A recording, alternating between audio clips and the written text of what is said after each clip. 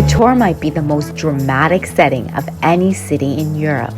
A medieval walled town squeezed between towering mountains and a fjord-like bay. A UNESCO World Heritage Site. Insane views, and in this video, you're going to find out everything you need to plan your Kotor trip. Let's go! Kotor is a fortified medieval town in Montenegro, sitting at the innermost point of the Bay of Kotor, often called Europe's southernmost fjord. Population? About 13,000, but it feels smaller. The old town is tiny. You can walk it in about 20 minutes, but you'll want to stay much longer. So what makes Kotor special? The setting. Mountains rise 1,000 meters straight from the water. The bay is stunning from every angle. The fortress walls, 1,350 steps, zigzagging up the mountain to fortifications above the town. The views? Unreal. Authentic medieval atmosphere. Narrow marble streets, Venetian architecture, cats everywhere, and way fewer tourists than neighboring cities. Look how beautiful it is.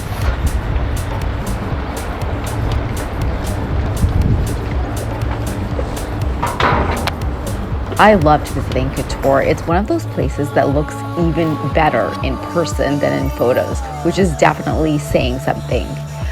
Whether you're here for a day trip from a cruise ship or a quick stop on a Balkans road trip, or planning to base yourself here, this guide covers everything you need. Kotor is dramatically seasonal. When you visit, changes everything, your whole experience. So this is the sweet spot, May to June. The weather is nice, 20 to 25 degrees. Cruise ships, some, but not overwhelming. The prices are about 30 to 40% cheaper than if you come during the peak time of July and August. Everything is open, the town feels alive, and the fortress climb is comfortable, not scorching hot. From September to October, the weather is still nice. The cruise crowds are declining, and the lights are really nice for taking photos. And it's a nice relaxed atmosphere of locals and post-summer tourists.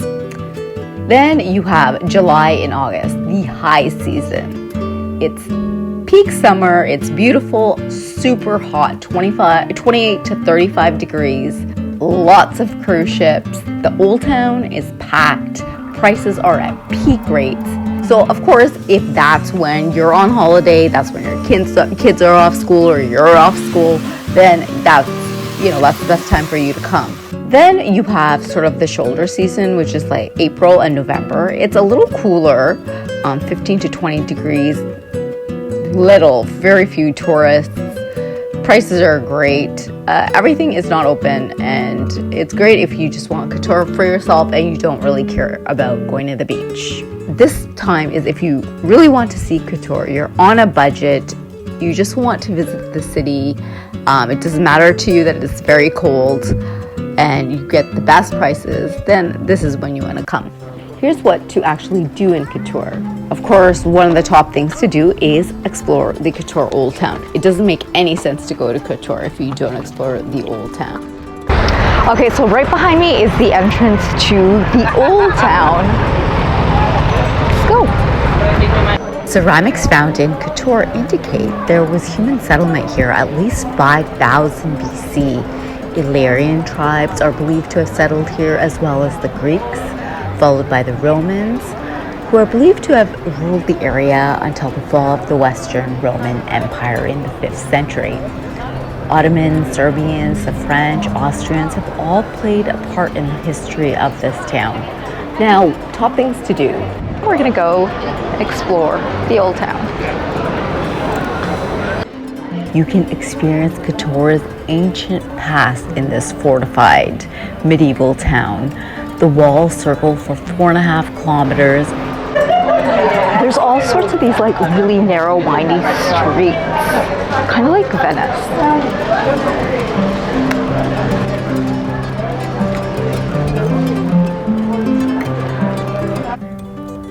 This is St. Clair's Church, a Catholic church built between the 14th and 17th centuries. It was originally a Benedictine monastery, but was eventually handed over to the Franciscans, and today is a Franciscan monastery and church. A simple exterior hides a beautiful interior with 5 impressive altars incorporating Baroque design. Kotor Bazaar is in the old town. You can find souvenirs, handicrafts.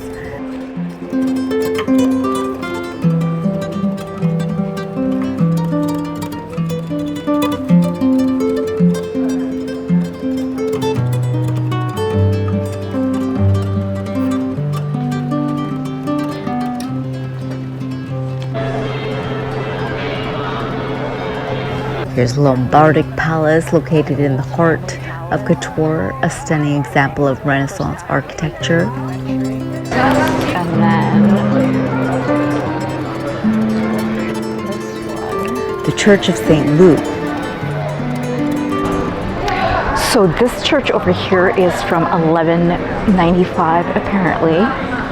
1195, let's go see inside. One of the oldest in Montenegro and the only old church in Kotor that has not been damaged by an earthquake.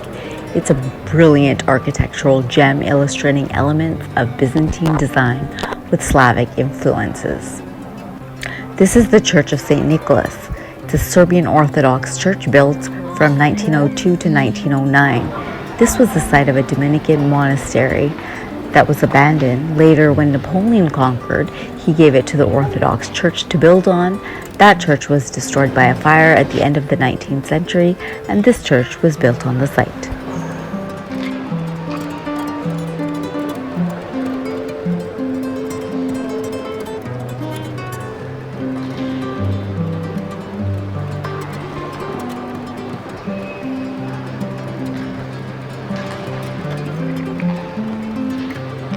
And of course, the number 2 thing you need to do if you visit Kotor is go to the beach. There are some within walking distance of the old town and some a little bit further that you need a car or taxi to get to. Beaches are generally free, but you do have to pay for sunbeds and umbrellas, which can be around $30. To climb the Kotor Fortress walls, that's very popular. Of course, that is if you can. It's quite the climb, so you have to be prepared for that. And if it's during summer, just be careful, you're hydrated.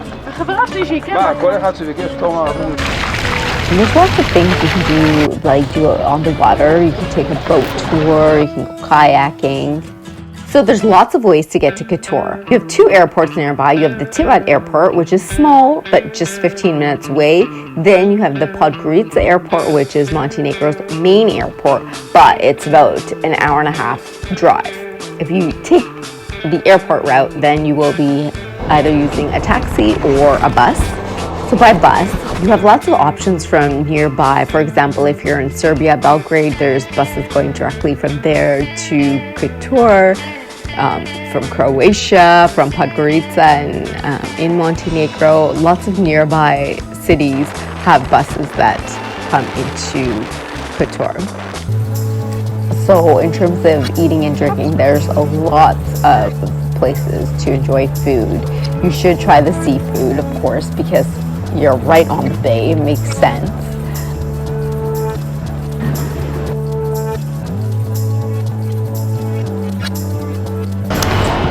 Okay, so getting something to eat. What's it called?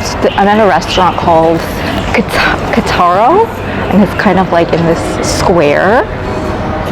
So cute. And I'm getting a prawn and saffron pasta and lemonade. Let's see how it is. This is what the restaurant looks like right now. It's not that busy. The one next to it is busier. But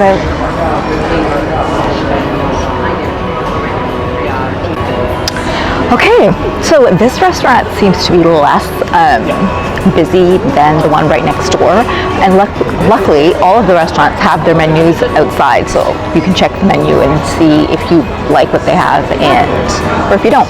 Anyhow, I liked what this menu had, so that's why I decided to come here. Anyhow, got some fresh lemonade Apparently it's fresh, so let's taste it. Yes, definitely real fresh lemon juice. So good. Very refreshing. Oh, that's good. You know, some places they say it's like lemonade, but then it ends up being like you know, like a powdered mix and stuff. But this one is actually real lemonade, thankfully.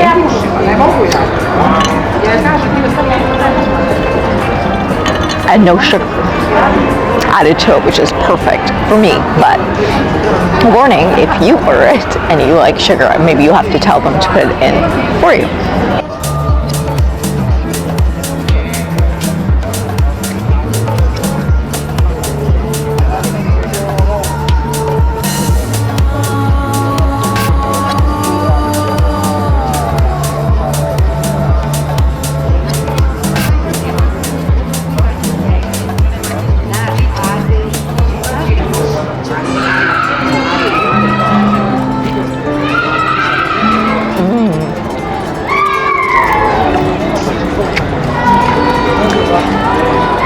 That's so good. Nice big nice juicy prawns and sun-dried tomatoes, fresh tomatoes.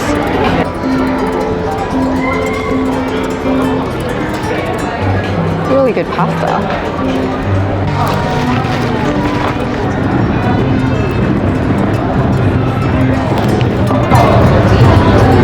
Tomatoes or sun-dried tomatoes and fresh tomatoes. Refreshing. That's really good. Just adding a little bit of salt. Accommodations. So there are 3 main areas that you can stay in near Kotor or in Kotor. So one of the most popular you have right here, and this is the Old Town. So this is perfect if you want to be close to everything. Everything is in walking distance from the Old Town, of course, and the beaches, close by beaches, restaurants. This will, of course, be one of the more expensive options. Then we go up this way in this area, Scagliari. And so here you're sort of in the actual town of Kotor itself, where regular life is happening. It's not a touristic area. And you have great views from here and a little less expensive than the old town. But of course, you have to walk from here down to this area where a lot of the things that you might want to see are, and as well as restaurants and other things like that. And then we have this area right here, Brota, which is great for the views right here. You're on the water, you're close to the beaches, and also less expensive than the old town. But then again, once again, you can see here that you will have to travel down to here if you want to get closer to sort of grocery stores, restaurants, anything like that, as well as, of course, the touristy area. So those are the 3 major towns. But this one, of course, is also a little more peaceful, whereas if you stay right here, you're right in the thick of the action. And up here, you also get sort of more of the quieter area and the amazing viewpoints.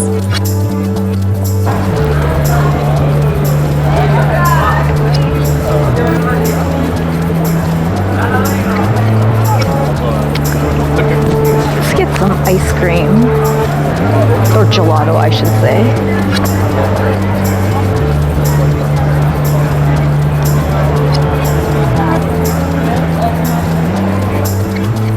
Thanks for watching Travel to Some Places. I hope you liked this video, and if you did, don't forget to like and subscribe. See you next time. Bye.